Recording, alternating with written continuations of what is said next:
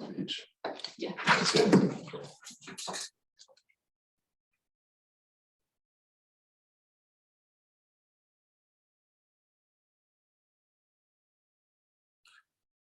Good morning, everybody. I am delighted to be chairing this morning's ministerial keynote. Short session, I'll be joined once again by Secretary of State, Right Honourable Kwasi Kwarteng, together with Stephen Wheeler, the MD of SSE Thermal. I would encourage participants, delegates to put any questions. We'll have a very brief Q&A session, hopefully with the Minister. If you could put those questions into the Hoover app, that'd be great. And I will put those questions to the Minister. So just to kick things off, it's worth reflecting where we've come from since we were lucky enough to be joined by the Minister last year. And a lot has happened. Firstly, a lot has happened actually in terms of moving CCUS forward. Firstly, with the Prime Minister's 10-point plan, outlining the ambition to store 10 million tonnes per annum of CO2 by 2030. And this has swiftly been followed by the Committee on Climate Change's 6th carbon budget, which not only identified CCUS as a necessity, not an option, if we're to meet our climate goals, but actually outlined greater ambition that's needed in order to get there, over twice that, 22 million tonnes by 2030. So notwithstanding that, huge strides have undoubtedly been made, both by industry and by government. We're developing the business models together, the regulatory framework, and right now we're moving forward on the cluster sequencing program. So the ambition is undoubtedly there, and we now need to deliver. Not just the first 2-3 clusters, for which we're hoping to find out in the next 2 weeks as an industry regarding that, but all of them to get to our 2050 net zero targets, and to develop a framework, funding, long-term visibility to the industry to enable us to engage investors, develop the UK supply chain so that we can gear up, invest, and scale up delivery beyond 2030. And not just domestically, but globally. It's an opportunity for the UK, and I think our industry certainly understands that. So with that, I will hand over to the Minister and for any remarks you might have to make. And thank you for joining us once again. Thank you very much, Jonathan. It's a real pleasure to be here. And as you'll remember, I addressed, I think, this forum in December last year when I was Energy Minister. A month later, I was promoted to Secretary of State. And it's a real pleasure to be able to address you today as Secretary of State. I look back to December last year, and I feel that we've made actually quite a lot of progress in the last 10 months. So, and I know that you've heard from our own Joanna Whittington on building the CCUS industry in the UK.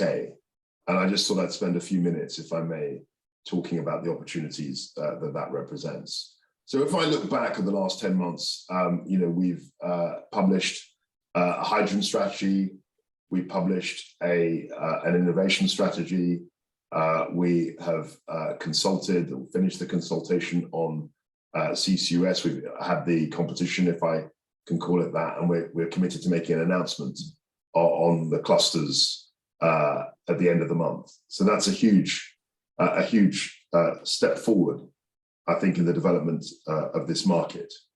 I think one of the reasons why there's so much acceleration in this is because we've recently pledged to decarbonize the UK's electricity system by 2035. And that has really given a new impetus to developing homegrown green technologies. such as CCUS. I think the announcement, if we look at this ambition to decarbonize the electricity system by 2035, I think that shows our real focus on the role that we see CCUS playing in the green industrial revolution. I think it's a role that sits very well with our renewables ambitions. You mentioned the Prime Minister's 10-point plan, Jonathan, and you will know that the first of those 10 points was all about the offshore wind ambition, the 40 gigawatt ambition. You'll also know that the second point was all about hydrogen and our hydrogen ambitions, and clearly CCUS, which was also one of the 10 points, it fits very neatly into the renewables program and also our hydrogen program. Really, I think the three fold benefits of CCUS helps us decarbonize our most challenging sectors in terms of the industrial base, the industrial clusters. It provides low carbon power, and also I think that actually gets us to negative emissions. The whole net zero, it's a net zero target, I keep reminding people, and CCUS is clearly part of the net zero, an intrinsic part of the net zero offer. While everyone, I think, in the world actually, or many people in the world will need CCUS, no one country has as yet captured the market. I think the UK can take a leading position in this technology. And I was very struck when I went to Norway just only a couple of months ago, where they're really looking to us to expand the market and take a leadership position, because CCUS is something which they've been keen to develop. They feel that they're slightly on the limb at the moment, and they're looking for a big economy, a big player to come into this market. And there was a lot of anticipation there. So that was very, very salutary, and showed actually the extent of the opportunity. Alongside world-class expertise that we have in the UK, and also some degree of support from government, we have an unrivaled asset for CCUS, which we all know, and it's called the North Sea. This is a great resource which will allow us to store huge amounts of captured carbon deep under the seabed. And talking to Norwegian counterparts, they were particularly impressed with our natural resources, our natural geography, if you like, in this respect. There is a recent assessment, I think, suggesting the UK could potentially store more than 78 billion tons of CO2 in our infrastructure. We could capture, I think, up to 10 billion pounds of a 200 billion pound CCUS market by 2050. And even as early as 2030, which after all is only barely 8 years away, CCUS could support around 50,000 jobs, which is a huge asset, a huge boon for our levelling up agenda. Just to put that in comparison, we have something like 250,000, bit under 250,000 jobs in the oil and gas sector, particularly extraction in the North Sea. So for CCUS by 2030 to have a fifth of that is pretty extraordinary, given the fact that we've been developing the North Sea in terms of energy for the last 50 years. I think the potential is huge. As you know, we're committed to spending £1 billion through the CCUS infrastructure fund to create 2 clusters by the mid-2020s. Another 2 will be generated by 2030, and as far as I'm concerned, I would want to accelerate that. And we're thinking about ways we can do that. I think it'll bring jobs and opportunity to the Northeast, the Humber, the Northwest, Scotland, and Wales. I know that you're very keen to find out the results, if you like, of the submissions that we had, the clusters that we want to accelerate in the first wave. But I have to stress that I think all the clusters we have in the end will be scenes of huge CCUS activity. So I know people want to be in the first wave, but I think ultimately this is something where everyone, all the clusters, can participate and drive economic growth. I'm delighted that, as I said, since we've spoken to you, we've published draft CCUS models. We've detailed plans for the CCUS infrastructure strategy fund. We've also published the first ever hydrogen strategy, which I may say, if I may say, is really, I think, the most detailed and the most granular strategy anyone has produced so far. Last year, I read the EU strategy and the German strategy. These were good strategies that were focused exclusively on green hydrogen, and they committed to spending large amounts of money. Our approach is slightly different. We've got a twin track approach, as you know, blue and green. I know these are crude terms, but we all understand them. So methane reduction produced hydrogen, and also electrolyzer produced hydrogen. But more significantly, I think the key to our success in this area is leveraging the huge amounts of private capital, private investment that is sitting on the sidelines, sitting around the pool, if you like, waiting to jump in, to use that metaphor. So it's a very, very attractive prospect. I'm really looking forward to the announcement at the end of October to see where we can actually get going in these projects. And thank you once again for inviting me. I'm delighted to be here. And I hope that in 10 months' time, I can come back and we can celebrate even more success and progress in this area. So thank you very much, Jonathan. Thank you, Minister. And we, of course, will be delighted to have you back in 10 months' time. We'll put you down for that, in fact, and look forward to it. I do have a couple of questions, and please just let me know when your time will run out, but I'll just pose a couple of questions to you if I can. I'll probably have to go in at 10:02 to prepare for another call, if that's all right. So we've got about 10 to 15 minutes. Great. Perfect. And so a couple of questions. So first one is around public acceptance and understanding of CCS. So we heard yesterday that this is, and as an industry, we know that this is something that together we have a role to really bring the public along with us.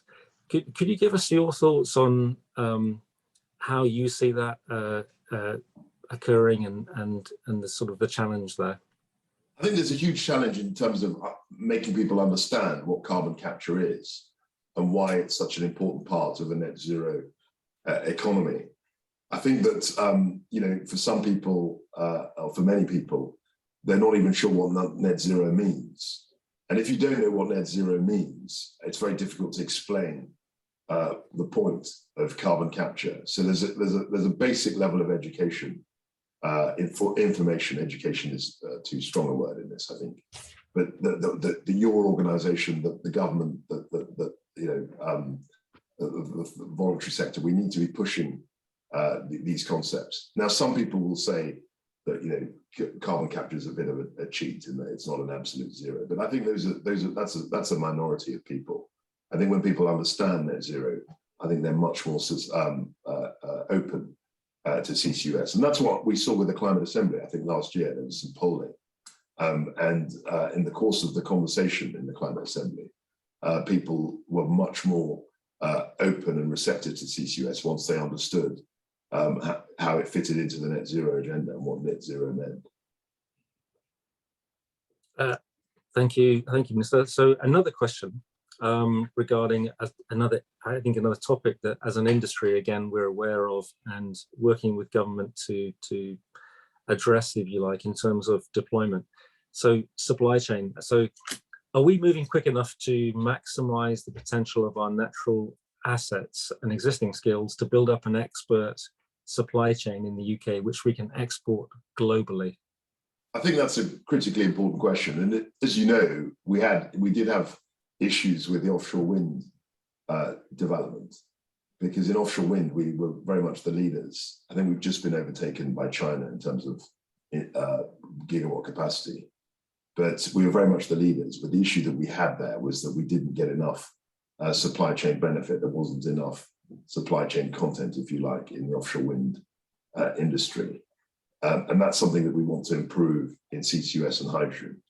I think the biggest challenge we have, frankly, is the skills challenge, because we've got an old economic model which was driven behind hydrocarbons for 200 years, and we're shifting to a decarbonized model. But of course, the skills and the throughput of people that we need hasn't perhaps adapted to the new situation. And that's something which I would urge your members to really think about and engage government with, because we won't have all the answers. We won't be able to know exactly what the skills requirement is. But what we can do is invest in skills, we can invest in training, but we need to make sure that we're training people to have the right skills. And that's something where industry specialists can come in. So I would urge you to get in touch with Bays and also with DFE, with new leadership that's very focused on the skills agenda.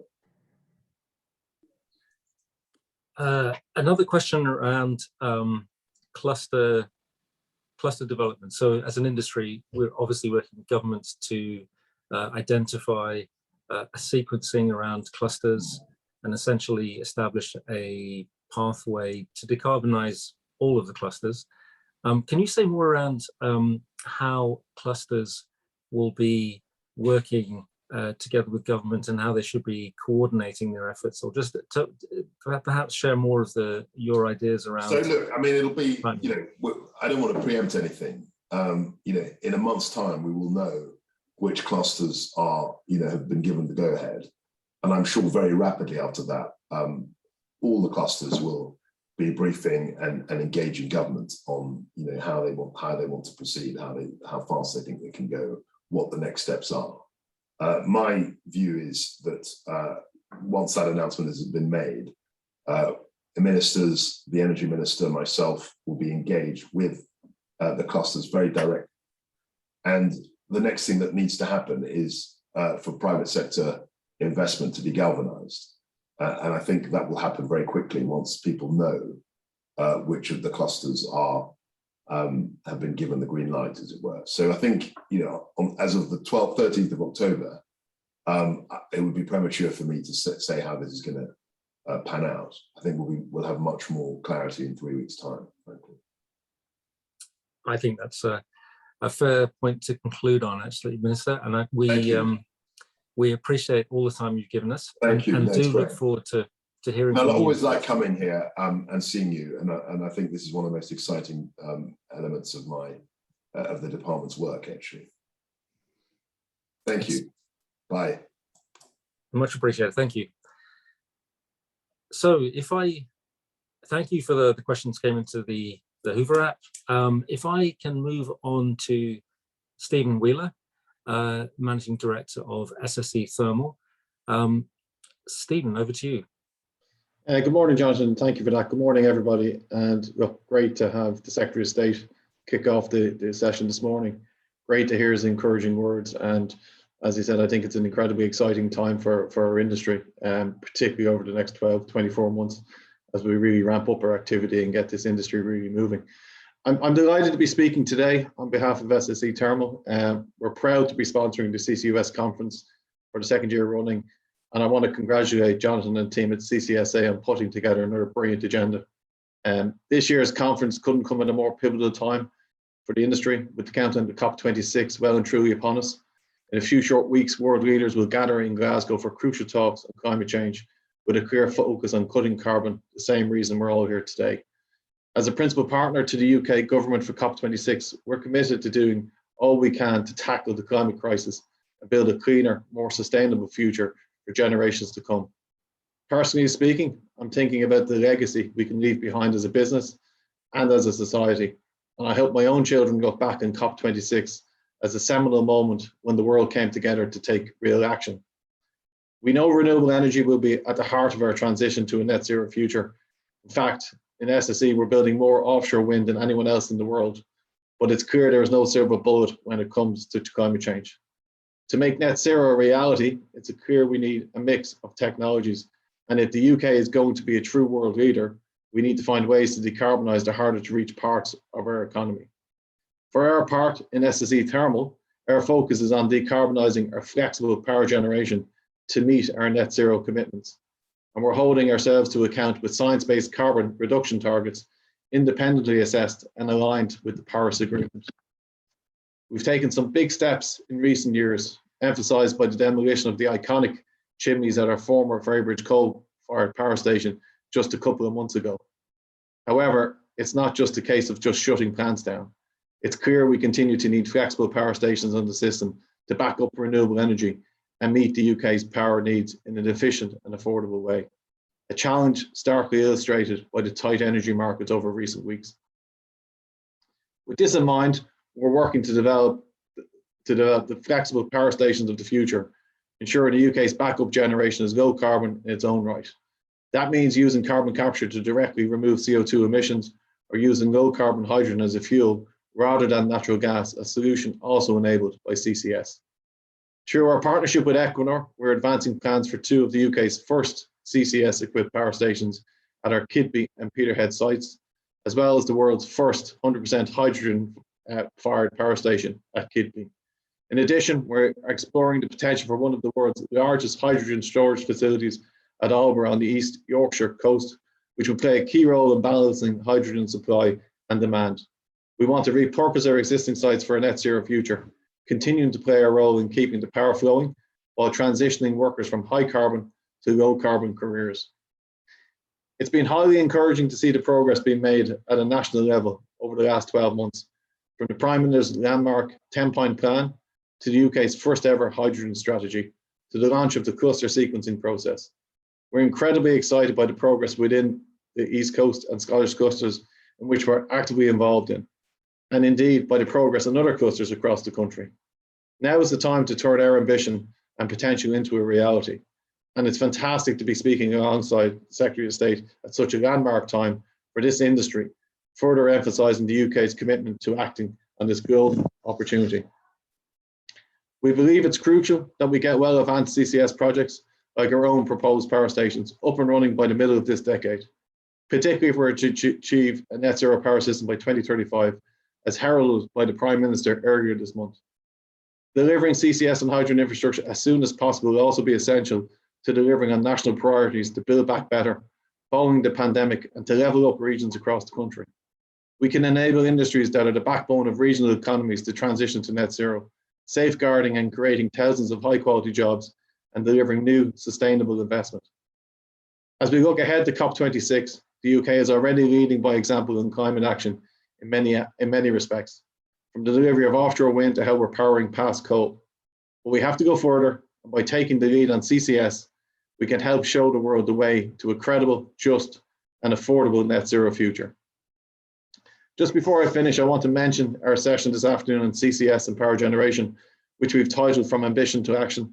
We're hoping to give an insight into just how much progress has been made over the last year and how we can get the first CCS power projects up and running in the next few years. That's it from me. I hope you enjoy the rest of the conference. Thank you very much.